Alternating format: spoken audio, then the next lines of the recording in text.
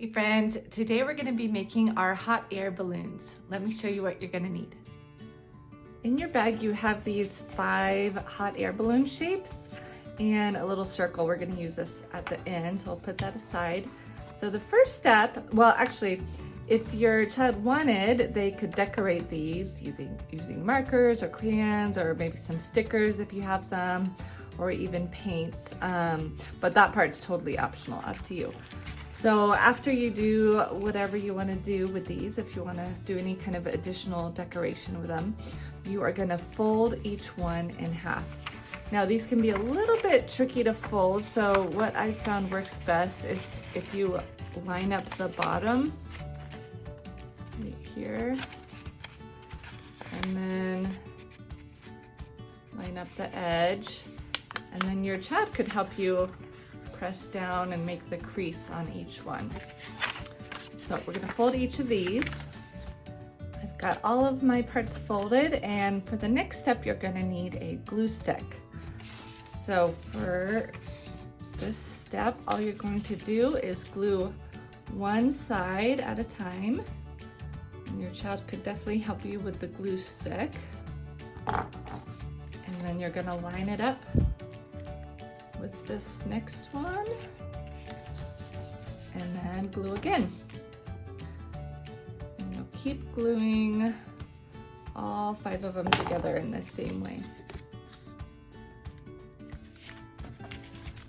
Once you've glued all 5 colors together, all you're gonna do is open it up like this, and then you're gonna glue that last side. Open it up. Like that. And then you've got your balloon. So for the basket of the balloon, you're gonna need a toilet paper roll, or you could even use a long strip of paper and just curl it around and tape it to the base part, but I'm going to show you how to do it with a piece of a toilet paper roll. So I have a toilet paper roll here, and I'm going to cut off just about maybe the thumb's width. I'm going to squish it a little bit when I cut it, but that's okay. I'll get it rounded back up here.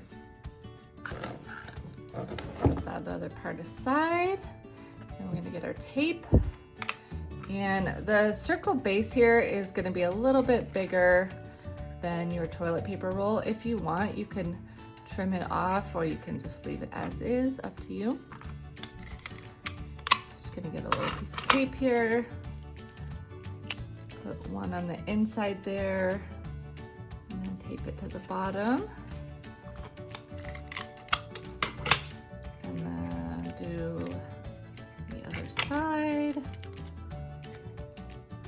That tape did not want to cooperate with me, but I got it on. I did decide to go ahead and trim around the edge here, up to you if you want to do that or not. And I put maybe about 4 pieces of tape in here to attach the bottom. When you put it on the inside, it just makes the outside look a little bit cleaner. Although you could definitely do the outside too. It'd probably be a little bit easier. So next we're gonna glue, or no, not glue, tape on our strings. So I just taped one to the inside here, and then we're going to be looping this through a hole in the paper balloons and then taping it to the other side, but I'm not going to tape it yet. And then this other one is going to be kind of crisscrossing, so you want to tape it about 1/4 of the way over from your first string. Do that.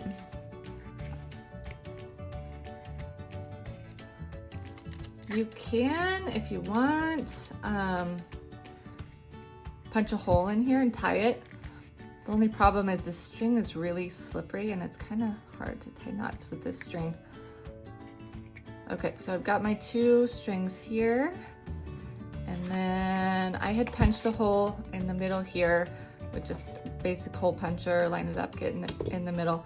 You could also, if you don't have a hole puncher, maybe get a knife and make a little hole with a knife, or a toothpick maybe.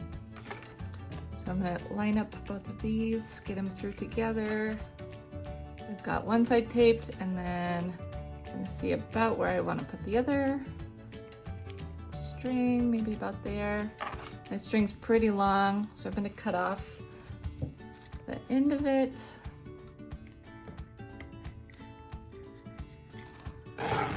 There, and then I'll put it inside here, tape it down.